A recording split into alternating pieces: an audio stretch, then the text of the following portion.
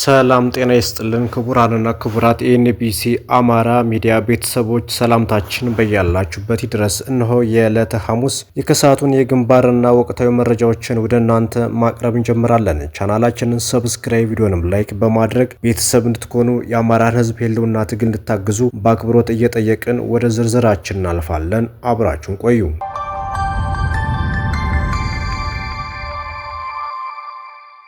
ጣረሙት ላይ ያለው አገዛዝ እሱም በተራው ሰልፍ በመውጣት ሰላምን እየጠየቀ ይገኛል። በባህር ዳር ከተማ ፋኖን አውግዙልኝ በማለት ህዝብን ቢያስገድድና በየቤቱ ጥሪ ቢያደርግም ሊገኙለት የቻሉት ያዘጋጃቸው ካድሬዎችና የድሃ የሆኑት በሴፍቲኔት የሚያግዛቸው ጥቂት ሴቶች ናቸው። አማራ ተበደልሁ፣ ተገደልሁ፣ ተፈናቀልሁ፣ ንብረት የወደመ ብሎ ሰላምን ሽቶ ለዓመታት ድምጹን በሰላማዊ መንገድ ሲገልጽ ሲስቁበት የነበሩት ዛሬ በተራቸው አደባባይ ላይ ሰልፍ እየወጡ ነው። አማራ ዛሬ ሰልፉን ወደ ሰይፍ ቀይሮ በአገዛዙ ሰልፈኞች ላይ በተራው እየሳቀባቸው ይገኛል። የፋኖ ኃይሎች እንዳሉት ባህር ዳርን ስትሰለፍ እናውቃታለን።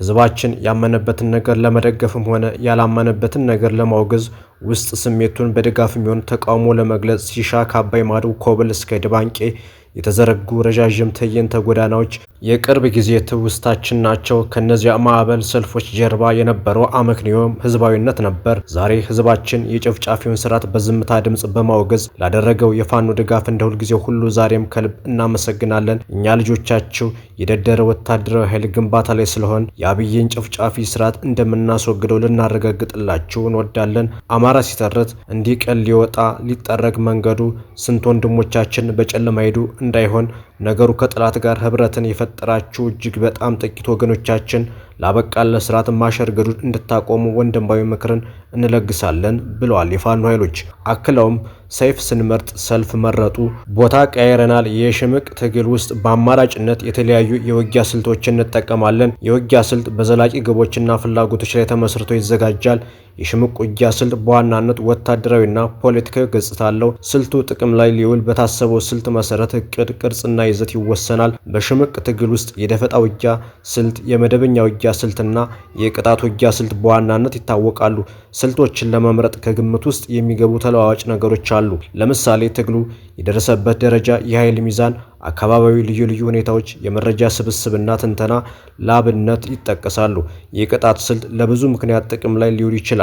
የቅጣት ስልት ኢላማዎችም አሉት። ከኢላማዎቹ መካከል ጠላትን በተለያዩ መንገዶች የተባበሩ ማለትም በገንዘብ፣ በሰልፍ፣ በሚዲያ፣ በመረጃ ወዘተ የወገንን ትዕዛዝ ያልተቀበሉ ወይንም ያልተገበሩ በዋናነት ይጠቀሳሉ።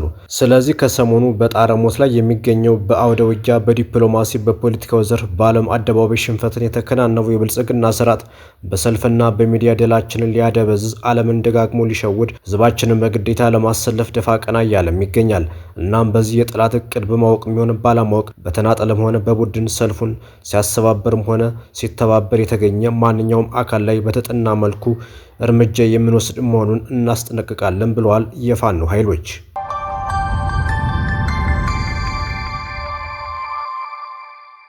የአማራ ፋኖ ብሔራዊ ኃይል ጎንደር ቀጠና ዳግማዊ ቴዎድሮስ 5ኛ ኮር ድል መቀዳጀቱን ቀጥሎበታል። ሰኔ 4 ቀን 2017 ዓ.ም የአብይ ወንበር አስጠባቂ ኃይል አናብስት የዳግማዊ ቴዎድሮስ 5ኛ ኮር ፋኖችን አፍኖ ለመደምሰስ የሚል እቅድን በመንደፍ ከሌሊቱ 8 ሰዓት ከአዲስ ዘመንና ከአጎራባሽ ከተሞች የሰበሰበውን ግብስብስ ኃይል በማንቀሳቀስ አስታ ተብሎ በሚጠራው የገጠር ቀበሌ ደፍጦ ያደረ ሲሆን ከጠዋቱ 12 ሰዓት ጀምሮ በሶስት አቅጣጫ ዙያ 3 የሚባሉን የቡድን መሳሪያ ይዞ ቢንቀሳቀስም ከፋኖች ፈርጣማ ክንድ ግን ሊያመልጥ አልቻለም። ሁሌም ከፍተኛ ኪሳራን ከሚያስተናግድባት አርኖ ጋርኖ ከተማ አድርጎ በተለምዶ ስሙ ጀራት ተብሎ ከሚጠራው ስትራቴጂካዊ ቦታ ከፍተኛ ምት ያስተናገደ ሲሆን ምቱን መቋቋም ያቃተው የጠላት ኃይል ተመልሶ አቅጣጫውን በመቀየር ድጎማ በተባለው ከተማ ኃይል በመጨመር ወደ ሚካኤል ደብር ለመግባት ቢሞክርም ያሰበውን ግን ለማሳካት አልቻለም ተብሏል።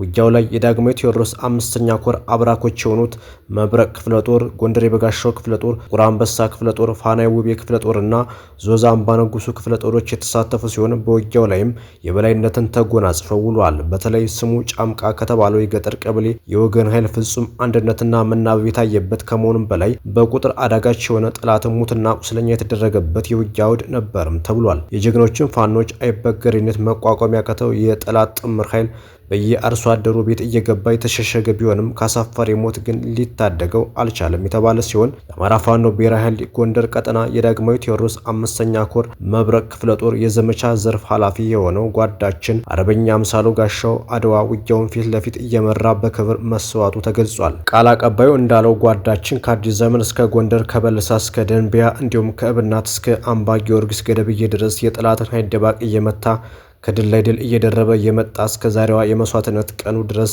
ጀግንነቱን ያስመሰከረ ጓዳችን ነው። የትግል ጓዶችም የድሽቃው ንጉስ በሚል በጀግንነት ስም ይጠሩታል። የጓዳችንን ዓላማም ከግብ ለማድረስ ቃል ገብተናል በማለት የትግል ጓዶቹ አበክረው ገልጿል።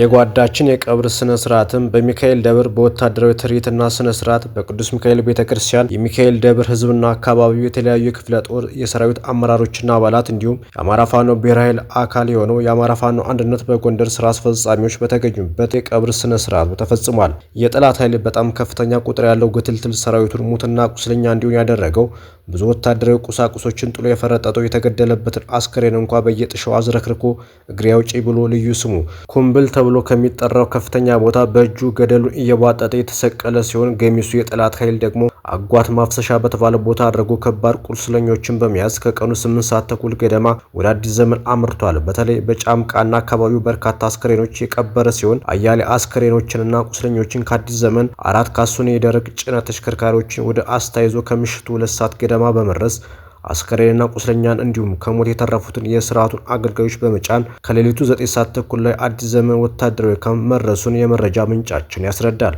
በመጨረሻም እቅዱን ሚካኤል ደብር ላይ ለማሳካት አልሞ የመጣው የጠላት ኃይል ሚካኤል ደብር ላይ ሳይደርስ በጀግኖች ፋኖች ክፉኛ በትር ተመቶ የተመለሰ ሲሆን በአናብስት ፋኖች ምት የተበሳጨው የአብይ አረመኔ ኃይል ነዋሪነታቸው ጫማቅ በተባለው የገጠር ቀበሌ የሆኑትን ስማቸው ለጊዜው ያልተጠቀሰ በእድሜያቸው ጠና ያሉ እርሻ ላይ የነበሩ አዛውንትንና እድሜዋ ከ15 እስከ 18 የእድሜ ክልል ያለችን ወጣት ሴት ልጅን ጨምሮ የበቀል እርምጃ ሰለባ እንዲሆኑ አድርገዋል። በዚህ ድርጊት የተናደደው የአካባቢው ማህበረሰብ መሳሪያ ያለው መሳሪያውን፣ ገጀራ ያለው ገጀራውን በመያዝ በነቂስ ወደ ውጊያ ሜዳ ላይ በመገኘት የፋኖ አዋጊዎች የሰጧቸውን የውጊያ ቀጠና በመሸፈን የጠላትን ኃይል አይቀጡ ቅጣት በመቅጣት ወደ መጣበት እንዲመለስ አድርገዋል። ከፋኖ ሰራዊት ጋርም ያላቸውን የጠበቀ የዓላማ ቁርኝት በተግባር አስመስክሯል። ይህ በእንዲህ እንዳለ አንዳንድ አካላት በሚካኤል ደብር በማክሰኝትና በጠዳ ተዋጋን እያሉ ባልተዋጉበት ቦታ ድልን ለመጎናጸፍ መሞከርና ጀግኖች መስዋዕት ከፍለው ያስመዘግቡትን ድል ለመንጠቅ ከመሻማት ድርጊታቸው እንዲቆጠቡ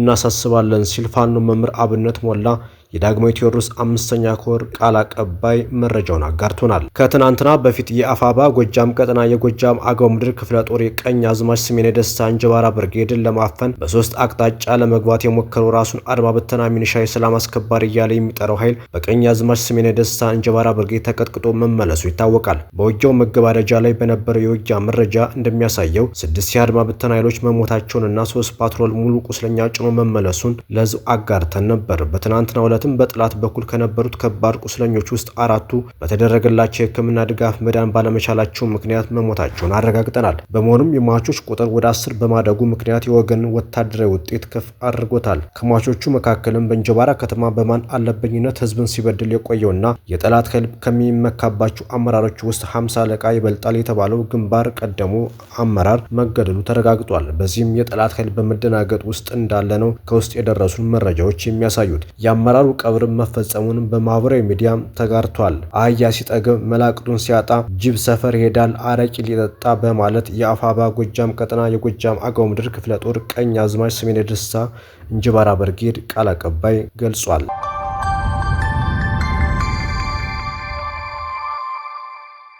የፋኖ ቤተሰቦች እገታና ስቃይ እስከ ሕክምና ክልከላ ድረስ መድረሱ ተነገረ። የአፋባ በጎጃም ቀጠና 2ኛ ተፈራ ዳምጤ ክፍለ ጦር መዝገበ ጮቄ ብርጌድ ባለፈው ሳምንት ከተማ ድረስ ዘልቆ በመግባት ዋናውን የህዝብ ጠላት የሆነውን ወጣት ኤኖ ታደለን በመያዝ በተጨማሪም የካቢኔ መንቀሳቀሻ ሞተር አውጥቶ ወደ ማዘዣው በሰላም መመለስ መቻሉን መዘገባችን ይታወቃል። በወቅቱ በቁጥጥር ስር የዋለው የባንዳ ተላላኪ በህዝባችን ላይ ያላደረሰው በደልና እንግልት አልነበረም። ከእያንዳንዱ ማህበረሰብ እስከ 5000 ብር ካልሰጣችሁን የፋኖ መረጃ ናችሁ ላለው በሚል ማንገራገሪያ ገንዘብ ሲቀበል የነበረና አብዛኞችን ምንም አይነት ግንኙነት ከፋኖ ጋር ሳይኖራቸው ቦምብ ጥለዋል እንዲሁም አስጥለዋል በሚል ሰበብ አስገርፏል፣ አሳስሯል። 2 ልጃገረዶችን ከመከላከያ ጋር በመሆን ያስደፈረ ሲሆን አንዲት የተከበረ ትዳር ያላትን ሴት ደግሞ በሚኒሻ ያስደፈረ ቀንደኛ ባንዳ ነው። እውነታው ከላይ የተጠቀሰው ሆኖ እያለ የተያዘው ግለሰብ እንዳጋጣሚ ሰድ የተጠረነፈ የሚኒሻ ልጅ ሆኖ ተገኝቷል።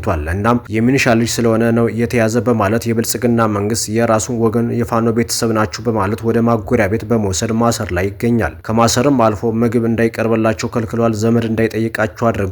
ልጆቻችሁን ካላመጣችሁ ትረሸናላችሁ በማለት በሰው ልጅ ላይ ተደርጎ የማያውቅ በደልና ግፍ እየተፈጸመባቸውም ይገኛል። ምግብ ባለማግኘታቸውና ድብደባ ስለተፈጸመባቸው አብዛኞቹ ችግር ውስጥ መሆናቸውን ከውስጥ መረጃ ማግኘት ይችላል። የቀሩት የፋኖ ቤተሰብ እየተሳደዱ ይገኛሉ ሲል የአፋባ በጎጃም ቀጠና 2ኛ ተፈራ ዳምጤ ክፍለ ጦር የመዝገበ ጮቄ ብርጌድ ቃል አቀባይ ፋኖ መንግስቱ ታረቀ ገልጿል። አቶ ጸዳሉ ደሴ ከዚህ ቀደም ከህዝቡ ዘርፎ ባንክ አስቀምጦት የነበረው ገንዘብ በአገዛዙ የታገደበት ሲሆን ከመከላከያ ጋር ተሰልፎ ፋኖን ከወጋ ገንዘቡ እንደሚለቀቅለት ቃል ተገብቶለት ዘመቻ የጀመረ ቢሆንም ነገር ግን በርካታ ጓዶችን አስገድሎ ወደ አዲስ ዘመን ከተማ መፈርጠጡ ተሰምቷል። በህግ ማስከበር ስም በአማራ ህዝብ ላይ የዘር ማጥፋት ድርጊት እየፈጸመ ለሚገኘው አገዛዝ እጁን የሰጠው አቶ ጸዳሉ ደሴ ከዚህ ቀደም ከህዝብ ዘርፎ በቤተሰቦቹ ስም በባንክ አስቀምጦት የነበረው ገንዘብ እንዳይንቀሳቀስ እንደታገደበትም ታውቋል። ግለሰቡ እጃቸውን ከሰጡ ግብረ አበሮቹ ጋር በመሆን ከመከላከያ ሰራዊት ጋር ተቀናጅተው በፋኖ ላይ ውጊያ ከከፈተ የታገደበት ገንዘብ እንደሚለቀቅ ቃል ተገብቶለት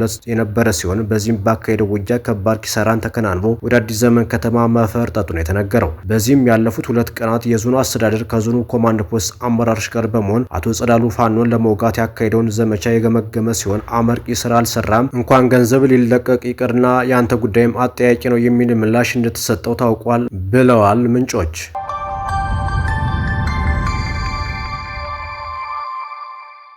ክቡራንና ክቡራት አድማጭ ተመልካቾቻችን ለሰዓቱ የነበረን የዜናና የመረጃ ወጃ ይህንን ይመስል ነበር። ጤና ይስጥልን።